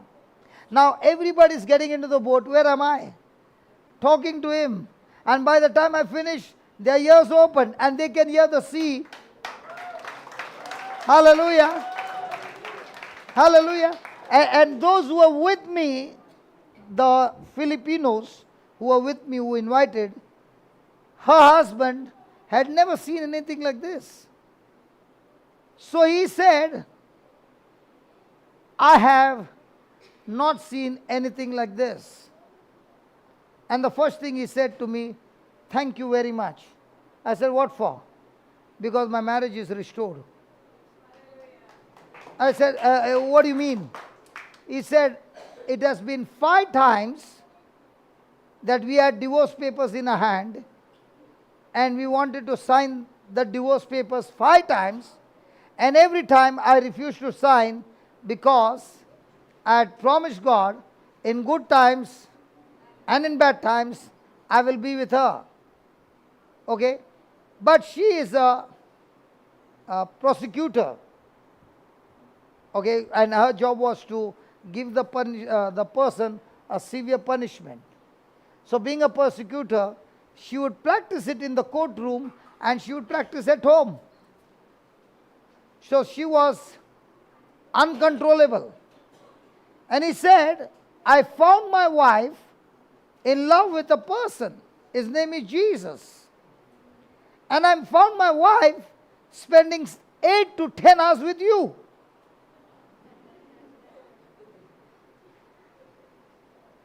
So at night when I'm sleeping, she's hearing you. So when I Open my eyes in the middle of the night, she's still hearing you. And I began to wonder, what is this man teaching? So even I began to hear. And then I began to hear Jocelyn, and I began to hear Aliston, and I began to hear all this. But I had not seen the miracles. But this time when I came, I saw it with my eyes. I said, you only saw. Now the next time we go there somewhere, you are the one who is going to do it. He said, are you sure? I said, yeah, sure. And then began the miracles from his hands. And he said, brother, when we go back to US, we will have many more states to go and preach the gospel to the Filipinos. It took me 8 years of dream come true. I wanted to go to Philippines 8 years back, and after 8 years, God took me this time. But when He took me this time, it's opening the biggest door for us to preach to this community. Praise God. Hallelujah. When I started the trip, I never knew it would become like this. Praise God. And this lady came to a course for special children, and a lady from France also went for a special course for her daughter.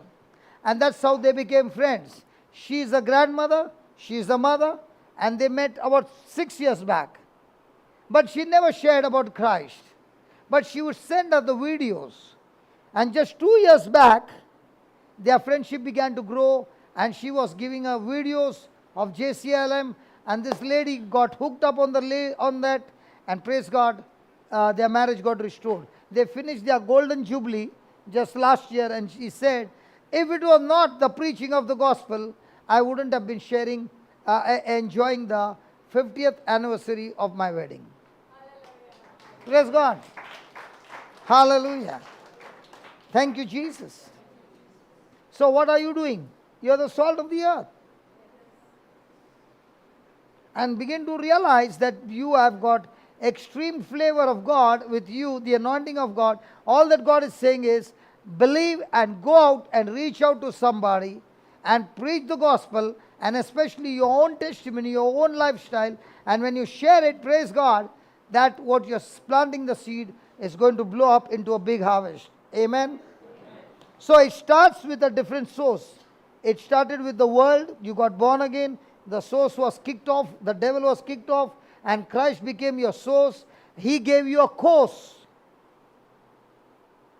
And when you began to practice and learn the course, you found yourself in a complete different destination. Amen? Amen? So, do you need to take the course? And when you take the course, I can surely say there's no longer going to be confusion, because this course is going to give you perfect solution for every situation of your life. Amen? Praise God. Write on, if we are righteous,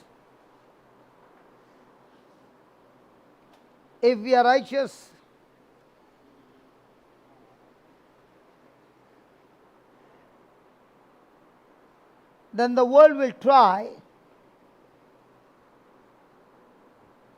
If we are righteous, then the world will try to dumb us down.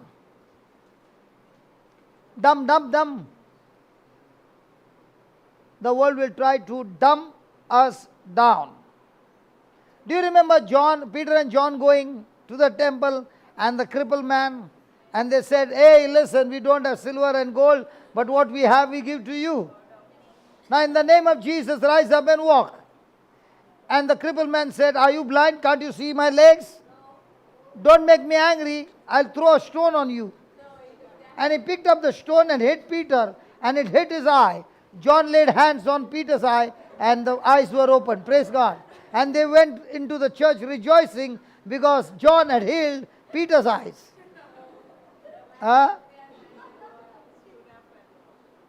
The man stood up and walked, and he began to dance and scream that he was healed. And what happened to the authorities? Hey, what happened to the people with power, so-called power?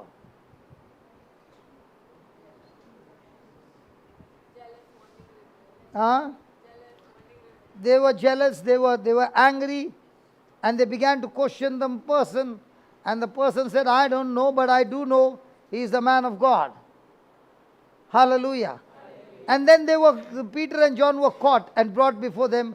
And they said, whose authority? They said, in the name of Jesus. And they beat them up and said, you are not going to use the name of Jesus. Now what did they say? Should we obey you or should we obey God?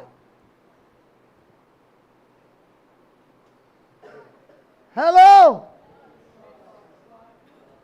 Did that thrashing change their life?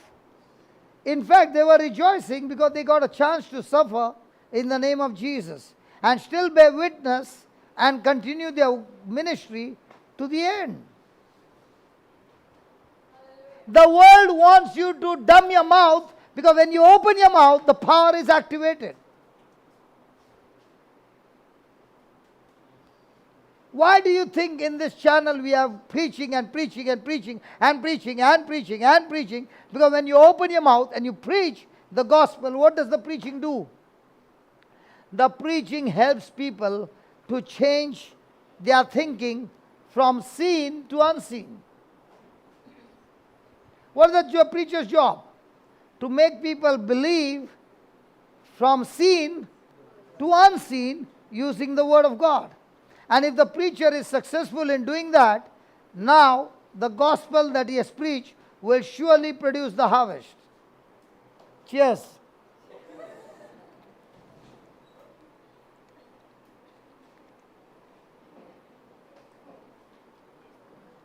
Praise God. So are you going to be dumb? Not me. The world wants you to be dumb. They are angry with you because when you open your mouth, there are signs and wonders. Because Jesus said, those who believe in me, signs and wonders, they will follow them. Now you ask a question. Are signs and wonders following you or you are following signs and wonders?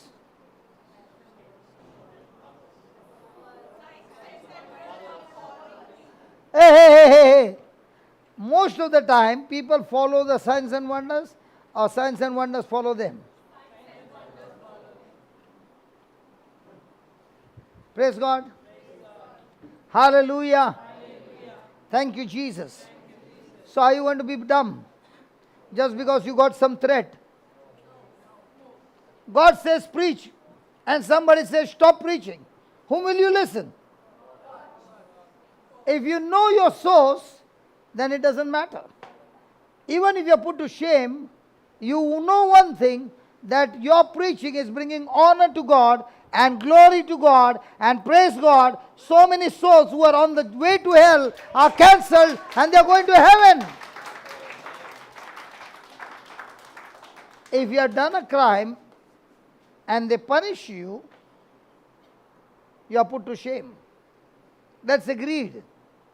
But if you are doing something good and saving souls and bringing to the light, praise God, even if it has to get into the prison or a bad name or anything, praise God, there is no shame. The shame that is turned into glory. The early church had a lot of opposition. But did the apostles ever got threat with the world trying to dumb them? Hello, I'm asking you. The Pharisees tried their best to get them dumb. Were they successful? Are the Pharisees trying today? Yeah. See, listen, God created man and gave him dominion. Right? So what is man's nature? To have dominion.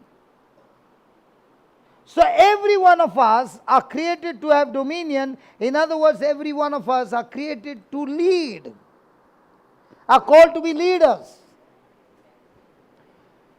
So, if I am not using my dominion over the kingdom of darkness, then I will end up having dominion over people. And that's satanic. Did Jesus have dominion over his disciples? He never. So people who have dominion over the kingdom of darkness will never dominate other people.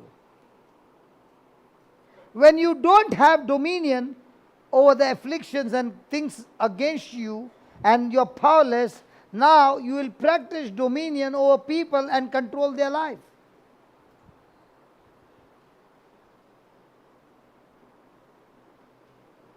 Because you're born to dominate, you're born to lead, but your dominion should be over the kingdom of darkness and not over people. And if you're not leading anybody, your life becomes fruitless. Salt has lost its flavor.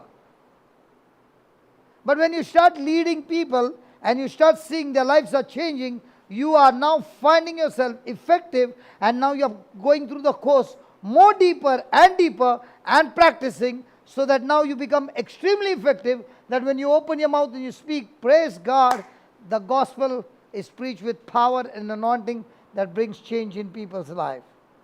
Amen. Hallelujah.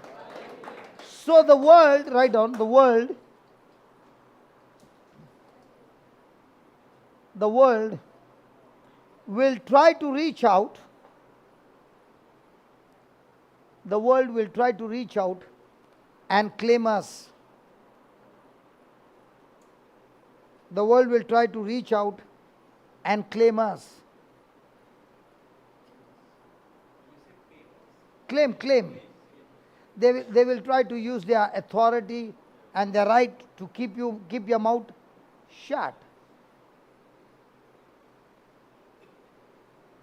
In my life, it has happened for the last 26 years. But I never kept my mouth shut. I never went to fight back, but I never kept my mouth shut. If I was stopped in this city, I went to the next city. That's what the Bible says. Don't retaliate. Don't fight back. Let the Lord repay. But you go and continue to do what God has given you. 26 years later on, when I turn back and I look back, I can say without a doubt, millions of people's life has changed by one person who used his life as the salt of the earth. Now you clapped your hand now. Did that clapping give honor to God? If you really want to give honor to God, then be an imitator. Imitate those who are practicing to give flavor, salt flavor, to those who are lost. That is what is our calling. And the calling will increase when you start operating in love. But if you are getting bitter and offended inside and not show outside, but remember, the poison inside will never allow you to grow beyond. Will keep you in a bondage for years. Hallelujah. Thank you, Jesus. Thank you, Jesus.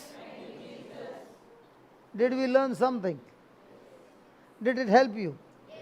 So do you want to continue this topic tomorrow? Yes. Okay, now we will take a small hymn. Okay?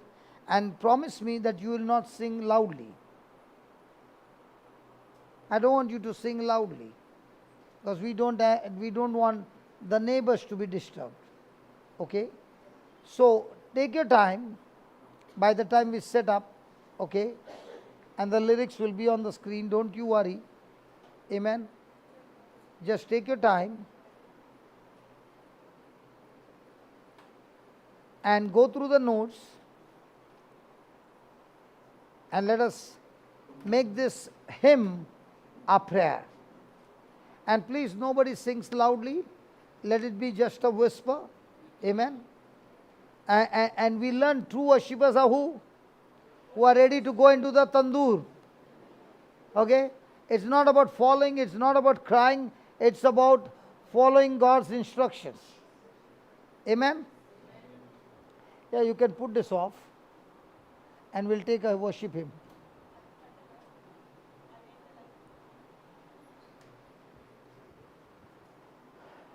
Okay, you go through the notes, I'll be back. I'm here only.